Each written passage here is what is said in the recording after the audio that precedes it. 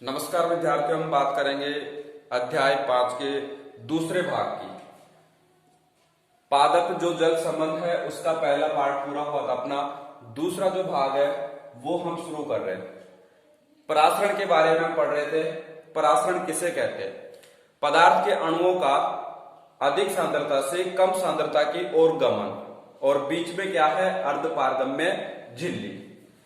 तो परासरण को हमने एक डायग्राम के द्वारा समझाया। सॉल्यूशन फर्स्ट और सॉल्यूशन सेकंड, दो सॉल्यूशन लिए थे जिनमें जल की अलग अलग मात्रा थी। परासरण को एक अन्य प्रयोग जिसको बोलते हैं थिसिल कीप प्रयोग, इसके माध्यम से भी हम समझाएंगे। तो इसमें क्या किया जाता है? चित्र के अनुसार हम व्यवस्था करते हैं। एक स्टैंड है ये, इस स्टैंड पर एक बीकर है। बीकर में हमने ले लिया पानी, और इस बीकर में एक थिसिल कीप को उल्टा रखते हैं। थिसिल कीप में क्या भरा?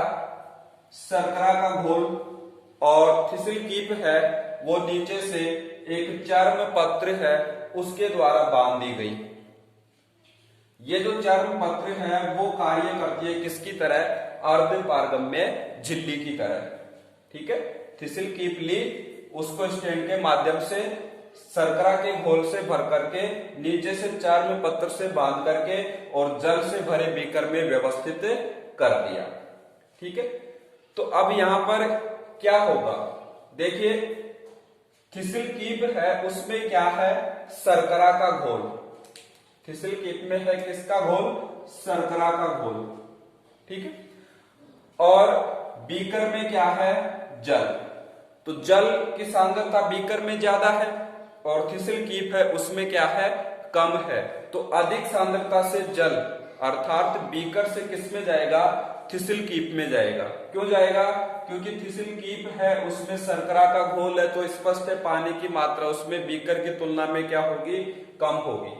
ठीक है, तो इस डायग्राम में जो प्रयोग के प्रारंभ में हम कह सकते हैं शर्करा का घोल था थिसिल कीप में, उसका स्तर यहां तक था, उसका स्तर यहां तक था। इसी को हम इसी के समान दूसरा चित्र बनाएंगे। यहां पर हम एक ही चित्र में समझा रहे इसको। एक सेम टू सेम ऐसा एक चित्र बनाना है और उसमें थोड़ा सा अंतर करना है। क्या? ये तो कहां की स्थिति है? प्रयोग के प्रारंभ में शर्करा के घोल का स्तर, और जब परासरण की क्रिया हो जाएगी जल के अणु अधिक सांद्रता से कम सांद्रता की ओर, किसके माध्यम से? चर्म पत्र, जो किसकी तरह कार्य करेगा? अर्धपारगम्य झिल्ली की तरह। तो जो जल के अणु अधिक सांद्रता से थिसिल कीप में आ जाएंगे कम सांद्रता की ओर। तो स्पष्ट है, जो थिसिल कीप में शर्करा का घोल था उसका जो लेवल था, स्तर था, वो स्तर क्या होगा? बढ़ेगा। तो उस बढ़े हुए स्तर को एक ऐसा ही समान चित्र हम बना करके थोड़ा सा अंतर करना है। क्या? यहां तक चित्र बिल्कुल समान है, उसमें थोड़ा सा स्तर हम क्या कर देंगे? बढ़ा करके दिखा देंगे, और उसमें हम क्या लिखेंगे? प्रयोग के अंत में शर्करा का जो घोल है उसका स्तर यहां तक पहुंच गया। तो ये इतना स्तर बढ़ गया। ये स्तर किसके कारण से बढ़ा? परासरण की क्रिया हुई है, और परासरण की क्रिया किधर से हुई है? बीकर में से थिसिल कीप में। क्यों हुई है? बीकर में जल की सांद्रता क्या है? ज्यादा। थिसिल कीप में शर्करा का घोल है, इसलिए उसमें जल की सांद्रता क्या है? कम है। तो परासरण की जो क्रिया है, परासरण की जो विधि है, उसको हम थिसिल कीप प्रयोग के द्वारा भी आसानी से समझा सकते हैं। कल हमने किससे समझाया था? दो सॉल्यूशन लिए थे। एक सॉल्यूशन में जल की मात्रा कम थी, दूसरे में ज्यादा थी। तो वो ही समान कंडीशन यहां पर है, बीकर में ज्यादा है और कीप में क्या है? जल की मात्रा कम है। ठीक है, तो ये अपना परासरण टॉपिक कंप्लीट। मतलब परासरण किसे कहते हैं? परासरण को सॉल्यूशन दो लेकर के उससे समझाया, और ये कीप प्रयोग है उसके द्वारा हमने समझाया। फिर बात आती है परासरण के प्रकार। परासरण के दो प्रकार हैं। पहला जो प्रकार है वो है अंतःपरासरण। अंतर परासरण। अंतर परासरण का क्या अर्थ है? कोई भी जो कोशिका है उसको यदि हम अल्प परासरी विलयन में रखेंगे, किसी भी कोशिका को अल्प परासरी विलयन में रखेंगे, अभी परिभाषा बताएंगे इसकी, तो इस प्रकार के विलयन में रख देंगे कोशिका को, तो जल के जो अणु हैं वो अल्प परासरी जो विलयन में जिसमें रखा है कोशिका को, उससे किसमें आ जाएंगे? कोशिका के अंदर आ जाएंगे, कोशिका रस में प्रवेश कर जाते हैं। और जिससे क्या होगा? कोशिका में जल बाहर से प्रवेश करेगा तो कोशिका क्या होगी? फूल जाएगी। और ये जो प्रक्रिया है उसी को हम क्या कहेंगे? अंतर परासरण। अब इसको एक उदाहरण द्वारा हम समझ सकते हैं। जो किशमिश का जल में फूलने की क्रिया है वो उदाहरण है किसका? अंतर परासरण। जैसे हम मान लें कि जल का एक पात्र है और उसमें किशमिश को रख दे हम, ठीक है, और विलयन कैसा होना चाहिए? अल्प परासरी। अल्प परासरी का अर्थ क्या है वो भी समझ लें। ऐसा विलयन जिसकी सांद्रता कोशिका रस है उसकी सांद्रता से क्या हो? कम हो। ऐसा विलयन जिसकी सांद्रता क्या हो? कोशिका रस की सांद्रता से क्या हो? कम हो। कहने का अर्थ है उसमें जल की मात्रा क्या हो? ज्यादा हो। जल की मात्रा ज्यादा होगी तो वो किस में प्रवेश करेगी?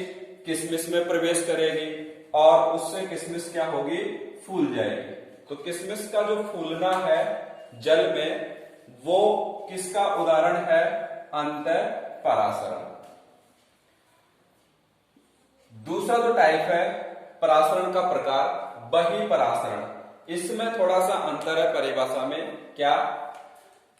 कि किसी कोशिका को अल्प परासरी में रखा पहले, अब किस में रखेंगे? अति परासरी। किसी भी कोशिका को अति परासरी विलयन में रख देंगे तो जल के अणु क्या होंगे?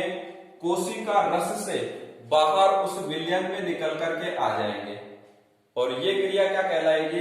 बही परासरण। बही परासरण में अति परासरी विलयन को हमें समझाना है, ठीक है। तो ऐसा विलयन जिसकी सांद्रता कोशिका रस की सांद्रता से कम हो तब तो क्या है? अल्प परासरी। और जब सांद्रता कोशिका रस की सांद्रता से क्या हो? अधिक हो, तो उसको हम क्या बोलेंगे? अति परासरी विलयन, ठीक है। इसका उदाहरण है बही परासरण का, अंगूर है उसको यदि हम शर्करा के विलयन में रखेंगे तो वो क्या होगा? पिचक जाएगा। एक कोई पात्र लिया हमने और उसमें किसका विलयन है? शर्करा का विलयन है, ठीक है। तो उसमें पानी की मात्रा कम है, ऐसा माने हम, जो शर्करा का घोल लिया है और उसमें रख दिया हमने कोई अंगूर, तो विलयन कैसा था? अति परासरी। तो अब की बार क्या होगा? अंगूर का जो पानी है वो उस विलयन में आ जाएगा जिससे अंगूर क्या होगा? पिचक जाएगा, ठीक है। तो दोनों ही जो प्रकार हैं अंतर परासरण और बही परासरण, दोनों में ही हमें जो परासरण की क्रिया है उसमें जो सिद्धांत है उसका ध्यान रखना है। बस दो प्रयोग के माध्यम से हमने परासरण को पढ़ा, सॉल्यूशन वाला और ये थिसिल कीप प्रयोग वाला।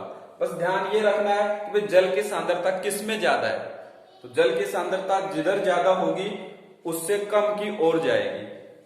ये उदाहरण लिया हमने, किशमिश का जल में फूलना। किशमिश है उसको जल में रख दिया तो किशमिश में तो शर्करा भी है, जल भी है, और बाहर जो पात्र लिया उसमें केवल जल है, तो पात्र में जल की सांद्रता ज्यादा है तो वो किशमिश में प्रवेश कर जाएगा। अंगूर वाला उदाहरण लिया, उसमें हमने पात्र में ऐसा विलयन बना लिया अति परासरी कि भाई उसमें है वो जल की मात्रा कम है, शर्करा की मात्रा क्या है? ज्यादा है, तो अंगूर में से जो जल है वो बाहर निकल करके आ जाएगा। और चूंकि ये दोनों ही क्या है? पादप कोशिकाएं हैं, अंगूर हो चाहे किशमिश हो तो पादप कोशिकाएं हैं, तो उनमें ये क्रिया किसके बीच से संपन्न हो रही है? अर्ध पारगम्य झिल्ली के बीच से संपन्न हो रही है, इसलिए ये क्या है, परासरण। और इसका टाइप हो गया अंतःपरासरण, बहिःपरासरण। फिर हम बात करें परासरण है उसका पादपों में क्या महत्व है, परासरण की जो क्रिया है किस किस कार्य में सहायक है। तो जो मूल रोम है, जड़ों के जो रोम है वो जल का अवशोषण करते हैं, उसमें सहायता करता है परासरण की क्रिया। जल है एक कोशिका से दूसरी कोशिका में प्रवेश करेगा तो उसमें भी परासरण की जो क्रिया है वो सहायक। तीसरा जो पादपों में महत्व है, कोशिका का जो वास्तविक आकार है, कोशिका की जो स्थिति है वो बनाए रखता है कौन, परासरण की विधि। चौथा जो पादपों में महत्व है परासरण का, यह क्रिया पादपों को हिमीकरण और शुष्कन, ज्यादा अत्यधिक फ्रीजिंग जिसको हम बोलते हैं, और शुष्कन जो जल की मात्रा बहुत कम ज्यादा हो तो उस क्रिया को भी एडजस्ट करती है, उसके प्रति उसको क्या बनाती है, प्रतिरोधी पादप कोशिकाओं को बनाती है। और जो पादपों में नई कोशिकाएं बनती है, तरुण कोशिकाएं, उनकी जो वृद्धि है उसमें भी परासरण सहायक है। तो ये पादपों में परासरण का महत्व, उपयोग।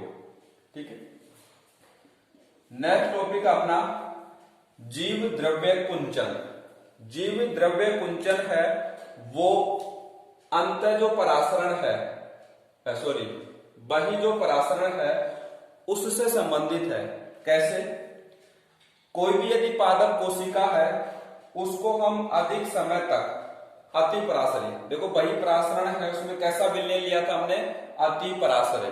तो कोई भी जो पादप कोशिका है उसको लंबे समय तक यदि हम अति परासरी विलयन में रख दें तो क्या होगा, उसका जो जल है वो कोशिका से बाहर निकलता रहता है। इसमें यही उदाहरण था, अंगूर को रखा तो वो पिचक गया, तो बाहर निकलेगा तो सिंपल है, वो कोशिका क्या होगी, पिचकेगी। तो जल है कोशिका से बाहर निकलता रहता है और जिससे कोशिका का जीव द्रव्य क्या होगा, सिकुड़ने लगेगा। तो ये जो प्रक्रिया है वो प्रक्रिया क्या कहलाती है, जीव द्रव्य कुंचन। अब जो जीव द्रव्य कुंचन है वो एक साथ तो होता नहीं, भाई जल है कोशिका से धीरे धीरे बाहर निकल रहा है, तो जो शुरुआती उसकी स्टेज है, शुरुआत में जो उसका जो जीव द्रव्य है सिकुड़ना प्रारंभ करता है, तो वो जो कंडीशन है उसको बोलते हैं प्रारंभिक जीव द्रव्य कुंचन। जीव द्रव्य कुंचन की पहली स्टेज, उसको हम क्या बोल देंगे, प्रारंभिक जीव द्रव्य कुंचन। जीव द्रव्य कुंचन से विपरीत जो क्रिया है, भाई जीव द्रव्य कुंचन का उदाहरण हम ये बता सकते हैं, अंगूर को शर्करा के विलयन में रखा तो वो क्या हो गया, पिचक गया। तो ये जो बहिःपरासरण है वो किसका उदाहरण है, जीव द्रव्य कुंचन होता है। बहिःपरासरण में क्या होगा, जीव द्रव्य कुंचन होगा।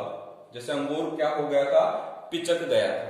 ठीक है, इसके जो विपरीत क्रिया है, जीव द्रव्य कुंचन के विपरीत क्रिया है जीव द्रव्य विकुंचन।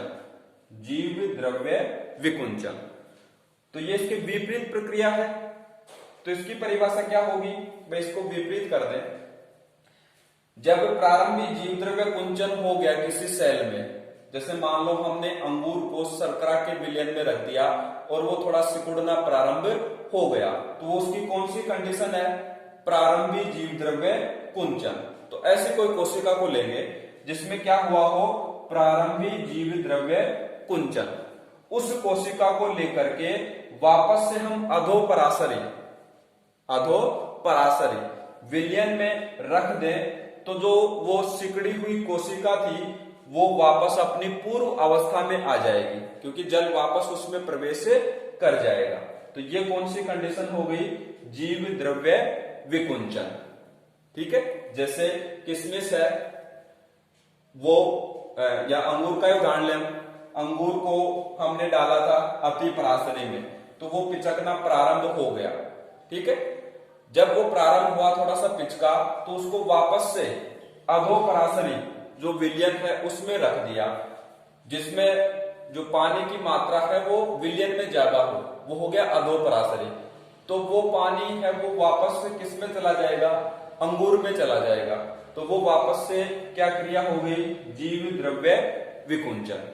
ठीक है, तो आज हमने बात की किसकी, परासरण है उसका थिसिलकीप प्रयोग, सॉल्यूशन वाला जो प्रयोग बताया उसी के समान है, बस ये डायग्राम आपको ध्यान में रखना है। परासरण के दो प्रकार हैं, महत्वपूर्ण टॉपिक है, अंतःपरासरण और बहिःपरासरण। इसमें आपको दो परिभाषाएं ध्यान में रखनी है, अल्प परासरी विलयन और अति परासरी विलयन, जो कि हमने नोट में यहाँ पर लिखा है। और परासरण का महत्व, दो टॉपिक हमने ये पढ़े, जीव द्रव्य कुंचन और विकुंचन।